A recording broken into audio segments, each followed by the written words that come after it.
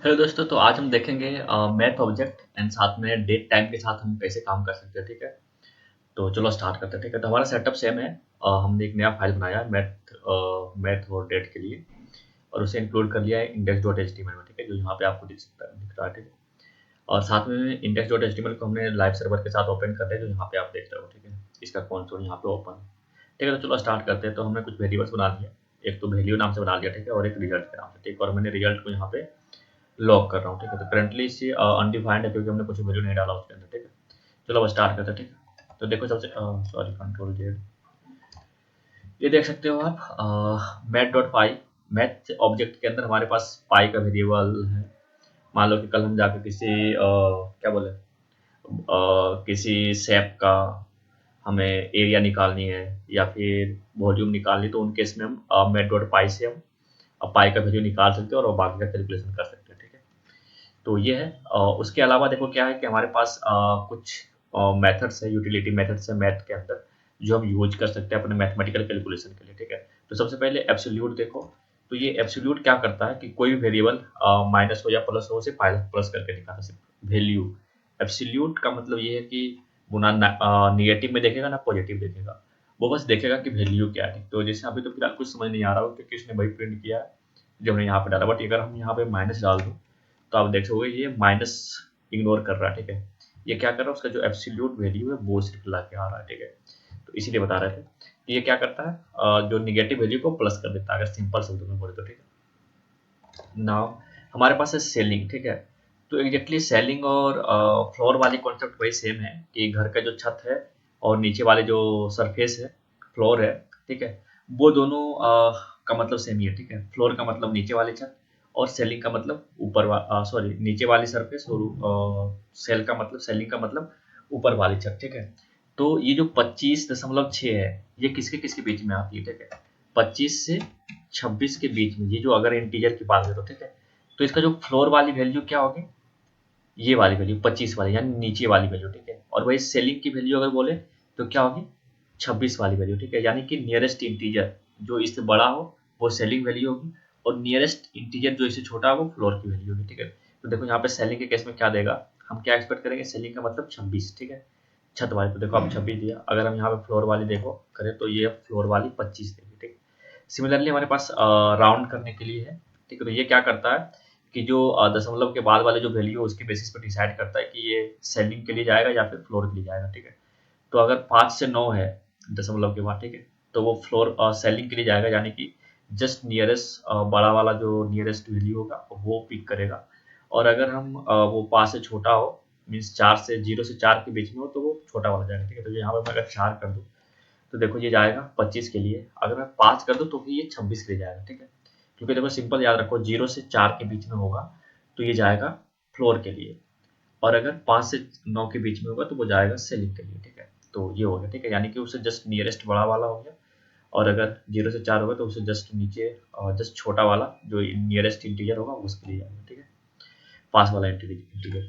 अब रिजल्ट, अब ये देखो स्क्वायर रूट निकालने के लिए। ठीक है, तो हमने 25.5 निकाला, 25 का निकालो ताकि सिंपल निकल जाए। ठीक है, तो यहाँ पे देखो 25 का स्क्वायर रूट क्या होता है, 5। ठीक है, 5 गुना 5 25 होता है। ठीक है, एक हमारे पास वैल्यू है मैथ डॉट रैंडम करके। ठीक है, ये क्या करता है, 0 से 0.999 के बीच में अलग अलग डिफरेंट वैल्यू देते हैं हमें। ठीक है, हर एक बार अगर रन करूंगा तो हर एक बार ये न्यू वैल्यू देगा मुझे। ठीक, तो इस वैल्यू का हम यूज दिखाते हैं आपको। मान लो कि कुछ आप इस तरीके का काम कर रहे हो जिसे हर बार वो लोड करे तो कुछ नया चीज दिखे हमें। ठीक है, तो वो कैसे कर सकते हो आप। ठीक है, तो उस चीज के लिए हमारे पास या फिर मान लो कि आपको किसी ने बोला कि हमें एम और एन के बीच में कोई भी वैल्यू चाहिए। ठीक है, कोई भी वैल्यू चाहिए रैंडम। ठीक है, तो वो कैसे आप अचीव करोगे, तो यहाँ पे देखो मैंने क्या क्या मैंने दो वेरिएबल बनाए। ठीक है, एम एंड एन। ठीक है, और हमारे पास यहाँ पे रिजल्ट देखो है, ये देखो हमेशा जितना बार भी रन करूंगा मैं इसे कंट्रोल से करूंगा, ऑटोमेटिक रन करेगा और ये हर बार डिफरेंट वैल्यू देगा मुझे।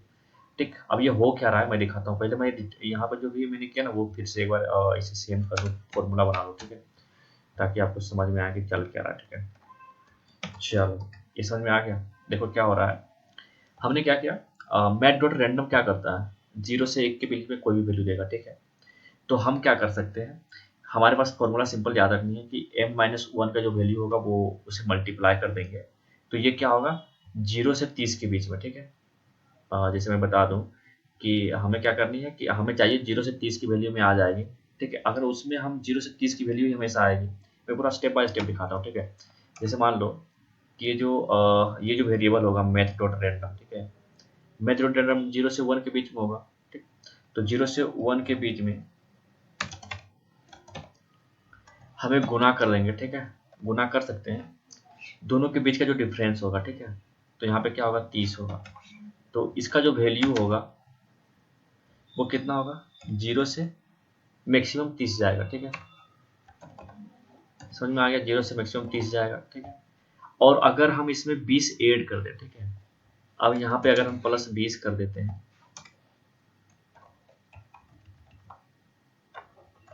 ठीक है, तो ये क्या करेगा, 0 में भी 20 हो जाएगा, तो ये क्या होगा, और 30 में भी 20 हो जाएगा, यानी कि 0 मिनिमम है और इसमें अगर 20 ऐड कर देंगे तो 20 हो जाएगा मिनिमम, और 50 मैक्सिमम है और इसमें 20 ऐड कर देंगे तो मैक्सिमम कितना हो जाएगा, 50 हो जाएगा, ठीक है। तो ये हमारा पास क्या हो जाएगा, 20 से 50 के बीच का रैंडम नंबर हो जाएगा, ठीक है। तो ये कुछ कैलकुलेशन हो रहे हैं बिहाइंड द सीन, तो ठीक है।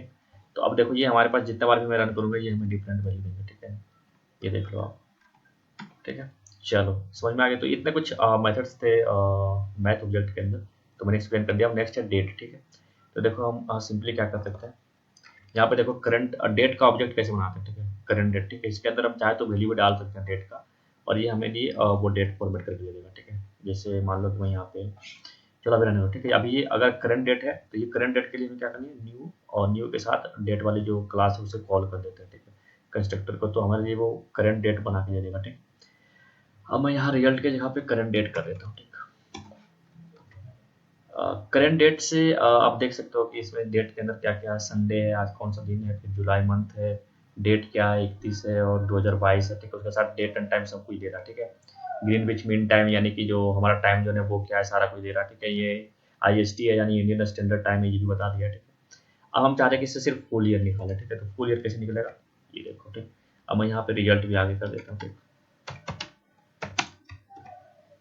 ये देखो रिजल्ट हमारा क्या है, 2022 है, ठीक है। फुल ईयर निकाल लिया। सिमिलरली हम क्या कर सकते हैं, ये डे निकाल सकते हैं। डे क्या होगा, 0 से 7, 0 से 6 होगा, यानी कि 7 दिन होगा 0 से 6 तक के, ठीक है। तो जो 0 होगा वो संडे होगा और जो 6 होगा वो सैटरडे होगा, ठीक है। तो पूरा एक तरीके से हमारा लूप कंप्लीट हो जाएगा, ठीक है। तो ये देखो आज हमारा कौन सा संडे है, तो ये हमें 0 दे रखा होगा, ठीक है। तो ये देखो 0 दे रखा है, ठीक है। सिमिलरली हम डेट निकाल सकते हैं, जो 1 से 31 के बीच में होता है, तो 31 का डेट है, ठीक है। वैसे हम आवर्स सारा निकाल सकते हैं, ठीक है। तो मैं सारे को कर देता हूँ। तो अब देखो आवर्स हो गए, चलो एक बार सारा दिखाई देता हूँ, ठीक है। अब देखो आवर्स हो गए, तो आवर्स 13 है, यानी 13 बज रहे हैं, यानी कि 1 बज रहे दोपहर के, ठीक। सिमिलरली हमारे पास मिनट्स है, तो मिनट्स देखो 40 है और यहाँ पे भी देखो 40 है, ठीक है। सेकेंड्स अभी वैसे निकाल सकते हैं, ठीक है। तो ये सेकेंड्स हो गए।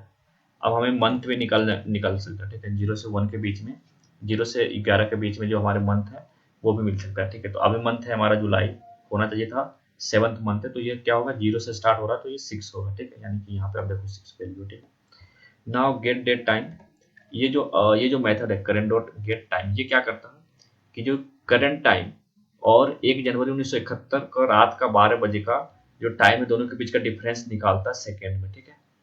ये करंट डेट यानी अभी वाला डेट, और ये वाली डेट जो है यानी कि 1 जनवरी 1970 12 बजे रात से अभी करंट डेट के बीच का जो डिफरेंस है ना वो निकालता है, वो भी सेकेंड में, ठीक है। तो ये हमें वैल्यू मिलती है, ठीक है। तो आप ये देख सकते हो यहाँ पे रिजल्ट, ठीक है। उसके बाद ऐसा नहीं है कि हम सिर्फ गेट्स कर सकते हैं, सिमिलरली हम सेट भी कर सकते हैं। तो देखो हमने यहाँ पे क्या किया, 2023 सेट कर दिया वैल्यू, ठीक है। तो अब जो करंट डेट है वो देखो 2023 हो गया होगा, यहाँ पे देखो करंट डेट, ठीक है, 2023। वैसे हम चाहे तो आवर्स भी सेट कर सकते हैं। अभी आवर्स जो है वो कितना है, 13, ठीक है। अब मैं इसे सेव करके इसे अनकमेंट कर देता हूँ। तो ये आप देखोगे तो आवर कितना हो गए, 8, ठीक है। तो इस तरीके से हम गेट एंड सेट कर सकते हैं, ठीक है, अपने हिसाब से, और इसे यूज कर सकते हैं प्रोग्राम के हिसाब से, ठीक है। तो चलो एक देखते हैं फॉर्मेटेड डेट वाली कंट्रोल से, ठीक है। अब हम यहाँ पे फॉर्मेटेड डेट कर देता हूँ करंट डेट के जगह पे, ठीक है, फॉर्मेटेड डेट, ठीक है। तो यहाँ पे देखो फॉर्मेटेड डेट के अंदर क्या मिल रहा है आपको, हमने क्या किया है, करंट डेट निकाला, करंट डेट यानी कि 1 से 31 के बीच में, करंट मंथ गेट मंथ होगा, तो ये मंथ में हमें क्या होना चाहिए, +1 कर देता हूँ, ठीक है। ये इसलिए ताकि ये 7th मंथ हो जाए, ठीक है। ये 7th मंथ है, 31/7 है, देखो यहाँ पे 31/7 है, ठीक है। और आप चाहो तो यहाँ पे 0 लगा सकते हो, बट आपके ऊपर डिपेंड करता है, ठीक है। और यहाँ पे करंट ईयर निकाल दिया, ठीक है। तो इस तरीके से आप फॉर्मेटेड डेट बना सकते हो अपनी रिक्वायरमेंट के हिसाब से, और उसे यूज कर सकते हो, ठीक है। तो होप गाइस आप लोगों को ये वीडियो समझ आ रहा है, ठीक है। और अगर आपको कुछ डाउट है तो आप पूछ सकते हो, ठीक है, कमेंट सेक्शंस में। हम कोशिश करेंगे आपके हर एक सवालों का जवाब देने का, ठीक है। तो मिलते हैं अगले वीडियो में, तब तक के लिए धन्यवाद।